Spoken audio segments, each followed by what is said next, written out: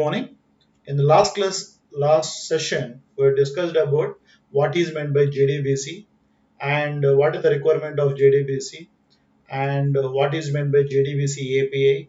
Then after that, we discussed about what are the different types of JDBC drivers and so JDBC, ODBC bridge driver, native API driver, network protocol driver, and thin driver. So about these all topics we have discussed in the previous class.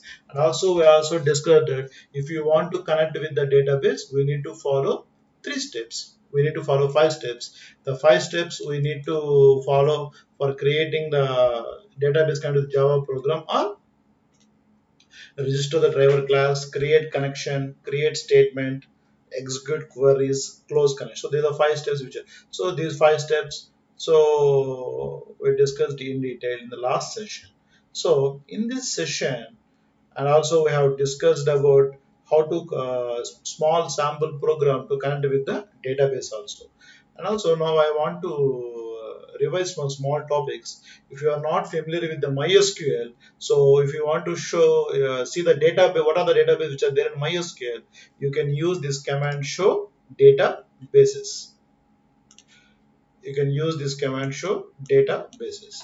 And for example, if you want to create your new database, you can create a database by using the statement create database and the database name. Here I'm using CSE1. If you want to perform all operations with only with respect to the database, you can use this command, use the database name CSE1. Then automatically the MySQL wants to work with this particular new database called as the CSE1. Now here I created a simple table. So like this we can perform various operations. So and also in the previous session where I also discussed how to insert the data into the database also. So I again repeat the same program. So here we are using the MySQL driver. So that's why I've written class.forname com mysql jdbc. So this automatically loads the mysql jdbc driver. Then after that I'm specifying where exactly the mysql database has been located. So it is located in my system localhost and running on the port number 3306, and I'm using the database CSE1. And for the connecting the database, you have to use the username root, and I have the password is, there is no password, that's why I put semicolon. If you are having the password, put that particular password. So in my database here, in this particular slide I have not mentioned, my database password I'm using is Vamsi. So if you are having any password within double quotes, put Vamsi. So like that I have created, once you created a connection, with the help of the connection, you have to create an object for the statement class. Why? Because we want to execute some statements on the top of the database. So that's why we need to create an object for the statement class and on top of the connection. So on the connection, what we are having on the connection, we have to create a statement. Once the statement is created, we are execute. So series statement dot execute update. I want to perform the insert operation on the EMP table. So the query I am using is insert into EMP. So the values I am going to insert, for the first column I want to enter 122 and the next column is string, that's why I am entering. So here I am not using the statement execute update. In the previous slide of program, if you remember, I have used the command execute query, but here I'm using execute update. So whenever you are using insert or you are using update delete for these operations, we have to use the method execute update. So automatically if the statement is perfectly executed, the result will get the how many number of rows which are affected. So here one row is updated, that's why result will get the only one. So you get the statement one records affected. So after that I close my car. So this is a basic program we are all discussed in the previous session. Now the next topic is what are the various types of statements which are available in JDBC. So in the JDBC we can create three types of statements. One is statement, and second one is prepared statement, and third one is callable statement. What is meant by statement is whenever you want to execute a query with the fixed parameters and static parameters. So the static SQL statements at runtime, for that we can use statement class. For example, sometimes the arguments in the particular query may be changed at runtime. So you want to give the arguments at runtime. For that, the prepared statement is most useful.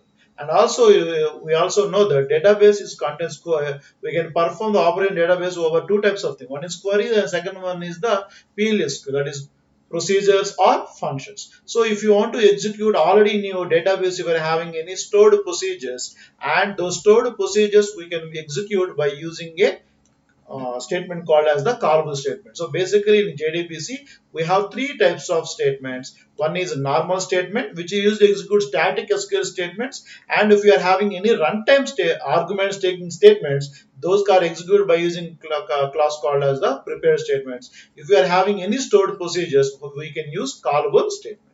So the first one. So already we have in the previous program I have shown the statement class. So how we are going to create a normal. Whenever you want to execute static, for that we can use statement. We already seen this. So the next on this particular statement class, we can use three types of methods. One is execute, and second one is execute update, and third one is re-execute query. So whenever the execute query statement is specifically used whenever you are having select statement, that is select star from EMP, you fetch the certain number of records from your database. For that we have to use this method called as the execute query. And sometimes if you want to perform insert and update delete operations, for that we have to use execute update. And if you, and for example, if you want to just know the status whether the particular thing is there or not, for example, select star from EMP where employee, so like that some kind of things are there, it returns a boolean value. If true, the result set up can obtain a return. So if you execute a query that particular data is existing in the database, then it returns the true, or it returns the false. For certain that kind of a thing, we can use execute. So execute, execute update, execute query. So just know the status, use execute.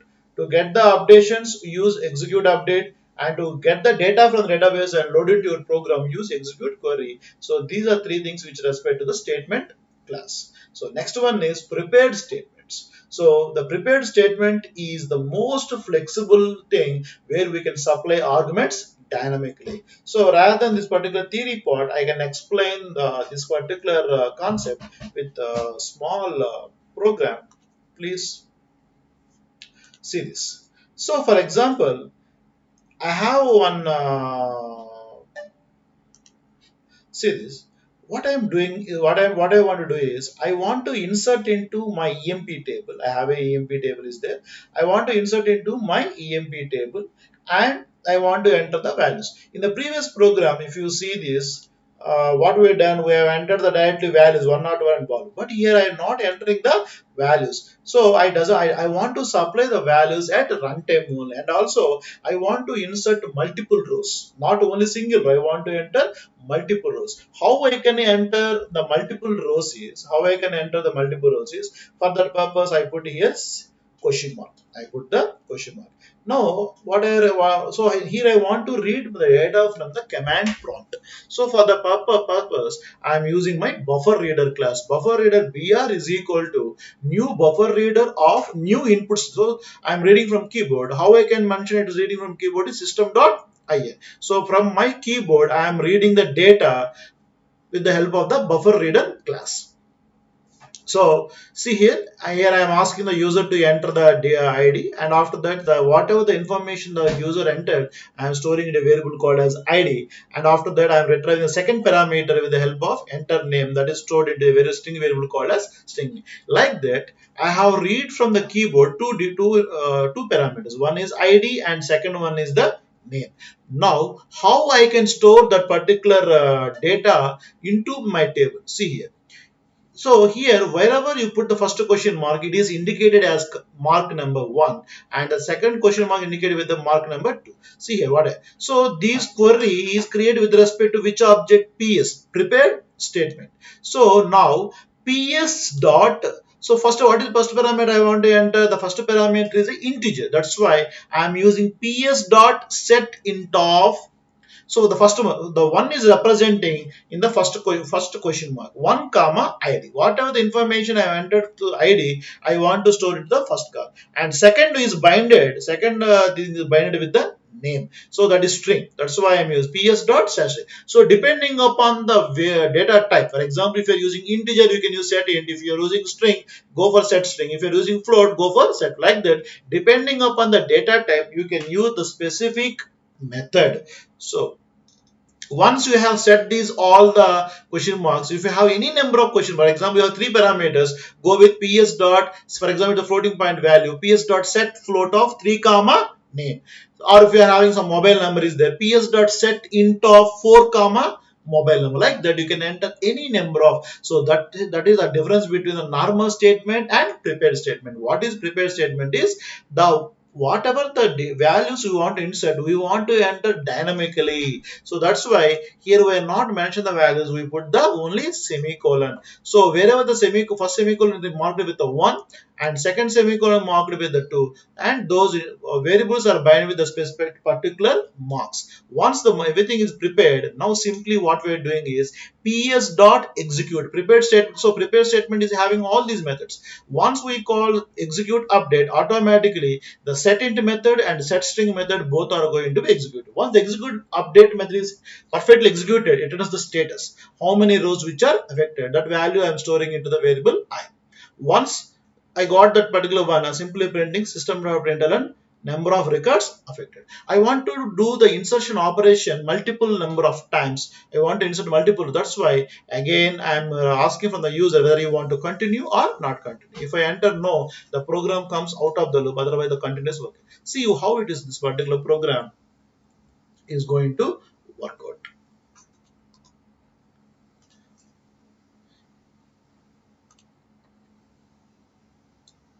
So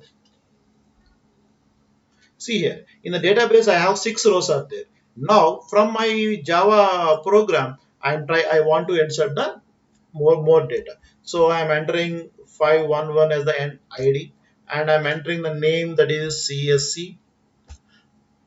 So once answer, one record has been affected. Now it is asking me, you want to continue with the more number of rows. If I press Y, it is automatically continues for the next iteration. And here I am entering the next ID, and after that I am entering the so now I doesn't want to continue, just I press enter. Now my program is comes out of the execution. Just see whether this particular whatever the insertions 511 CSC 521 EC are affected in the database or not. So for that, we again repeat this command, select star from empty. In the previously I have only 6 rows, now I have 8 rows. That is whatever I stored 511 CSC and 521 EC, that is stored into the database. So that is the advantage of the prepared step. So whenever you want to store multiple data items, whenever you want to store multiple rows, so the single program, we need not to write the n number of programs for storing multiple number of rows. The single program itself will accept the data from the user and store that information into the database. So that is the advantage of the prepared statement. So hope you understand how this particular prepared statement is working. And let us see one more operations, how these prepared statements are helpful.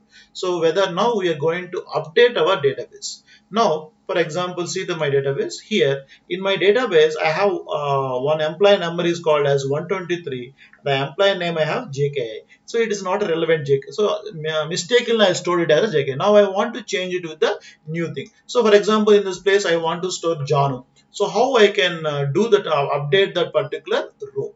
So see this the program how I am updating it. So here I am prepared one statement. Prepare statement as prepares is equal to con dot prepare statement update employee update emp set employee name is equal to. So I want to update the employee, that's why I put the semicolon here, where employee number is also doesn't want to mention. So what is the employee number and what is the employee name, I want to enter dynamically. See here. So now the employee parameter I am now sending 123, and it is changing with the value. So the first mark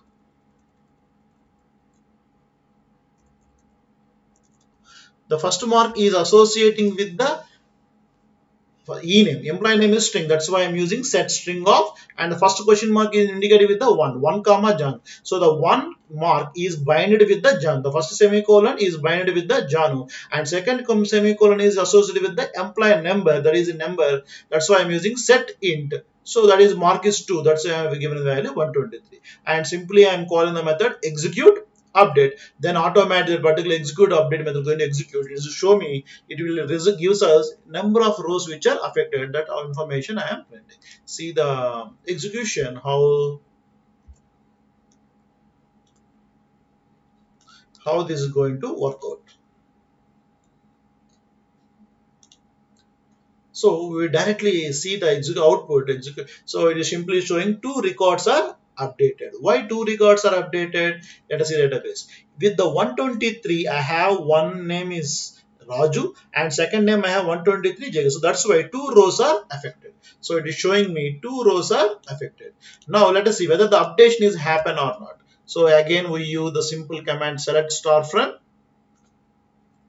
EMP. Now see, previously it is 123 Raju and 123 JK. Now it is 123 Janu and 123 Jan. So like this, we have changed the employee name, depending on employee number, we have changed the employee name. So this is the advantage. So now one thing we'll do. So I have duplication here. I doesn't want duplication. I want to remove the 123. So how this, or we can remove both also. So how I can do that? See. Now so now I prepared one statement delete from EMP where I am not specified employee number. That's why I've given only semicolon. Now the employee number is integer. That's why I'm using set int. And first mark I'm giving the employee number. The employee number here is 101 in the place that I put 123. So now if I execute this, automatically what is happened? It is showing me two records are deleted. Why? Because with the employee number 120, two records are there. Let us see. Both the two records are deleted from previously I have 8 rows. Once I after execution this particular, now it is showing me it is having only 6 rows. The both two rows 123 Jano, 123 Jano will be removed from the database. Like this, that with the help of the prepared statements, we can do multiple operations very easily. So we, multiple deletions and multiple insertions, multiple updations we can do very easy that with the help of prepared statements. So that is the difference between normal statement and prepared statement. If you want to do changes dynamically and if you want to supply arguments, we can do effectively by using prepared. So welcome to the session. So now one more thing. For example, here I want to do so let us see the output, then you can understand what we exact. We want to develop one simple login form, so where we can enter your username and password. So if our username and password is correct, it will shows the message you were successfully logged in. Otherwise, it shows the message that you were not successfully logged in. See how this particular thing is going to work. So now here I am entering some details. User one, and in the place of password I'm entering password. If I press submit, shows me you have logged in successfully. For example, in the place of pass1, if I enter pass 3, it is, if I press submit button, it is showing me login failed. How this is happened? So before this, in what I have exactly done is in my database, I have created one. I have created one simple table, that is in the database CSC1 itself, a table login. So select star from login. So it is showing the user. So I entered the two usernames and password. One is user one password, second one is user two password in the login table. So we'll see how this is going to be happen. So first of all, see what we have done is we need text boxes. That's why I've written I username is equal to, so we need a label. So So wait 1 minute. Um, so what are the components we need here? We need,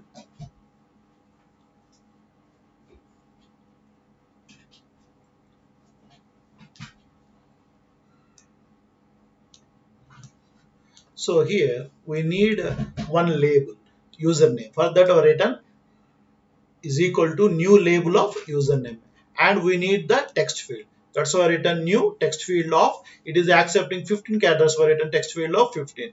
And after that I require a password label. That's why I written new label of password. And after that I need text field. So the text for that, so I need two labels and two text fields. For that I have written the labels and text. After that we require submit button also. So how that particular submit button is done is new button of submit. So like this, we have created the simple graphical user interface. Once this particular graphical user interface is prepared, I am adding these all the components with the help of the method add. So,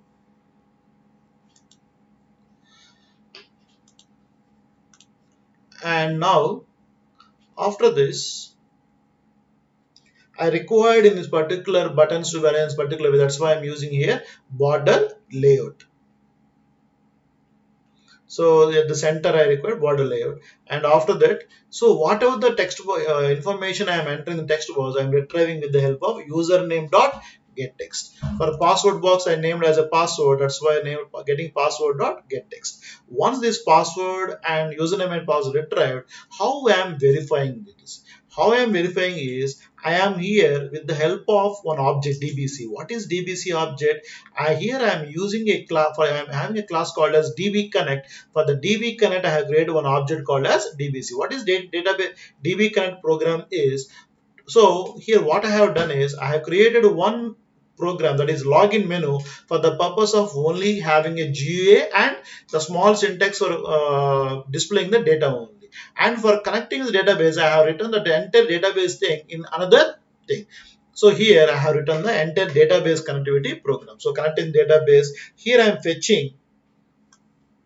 Here I prepared a statement, connection dot prepared statement, select star from EMP login, where uname is equal to and password is equal. Like that I prepared one. Why I have done that I will explain. So like that I prepared one statement. Once I here in my program, once I received all the username and password, what I am doing, dbc dot verify. So automatically the verify method in the DB connect program is automatically with the passing the parameters uname and password. So with the help of that particular, what I am doing here, once the verify method is called with the uname and password, here we prepared the statement. We have prepared a state, that is uname is equal to question mark and password. That's why here I done pst dot set string of 1 comma uname. So whatever the uname I have given from my graphical user text box, that uname I am setting here, and the password is also setting. So first question mark 1 comma uname, for the second question mark 2 comma password. Like that I set the strings. When it is done, I am executing the query. If that particular whatever the username and password I am entered in the text boxes, if it is existed, then the execute query is going to fetch some kind of some data from the database. So if the data is fetched, then automatically what I have written here is if rs.next, that is if result set is there, I am going to return true. If I don't, that particular whatever the username and password I am entered, it is not there, it is auto returns the false. So this is how we are validating the username and password. So whatever the username and password I am entered in the text boxes, that is retrieved and passed to the method called as verify. So what is the verify method? The verify method is a method in the DB connect program. What is DB connect program is the entire database connectivity I have prepared here. So here one whatever the username and password I am enter text box, that with the help of the prepared statements I am setting the help of set string methods, and I'm executing. If it's successfully executed, it fetches the rows from the database. If it is fetching, so that username and password is exist in the table, then automatically it returns the true or returns the false. If true is returned, so what I'm doing here, listen, if true is returned, if so DBC verify method returns the true, if true, then with the help of the strings show message dialog method, I am printing a message, you have logged in successful. If it is not returns the false, then automatically I'm printing your login is failed. So this is how I have prepared one simple program for username and password value, that is otherwise login form. So this is how we can use the prepared statements also. This is the advantage of one more. So we can also create a login form. Hope you understand how the prepared statements are working. Thank you very much.